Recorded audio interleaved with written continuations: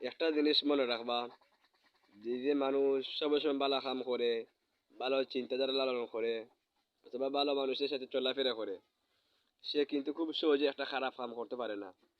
খারাপ চিন্তা আইলেও সে নিজেকে দমিয়ে রাখে যে আমি সব সময় ভালো কাম করি, ভালো কামের সাথে এটেন থাকি, মানুষও আমাকে ভালো মনে করে, কিন্তু কিভাবে আমি একটা খারাপ কাম করি, এই চিন্তাধারা তার ভিতরে যখন জন্ম নেয়, তখনই সে খারাপ কাম থেকে দূরে থাকি দেয়।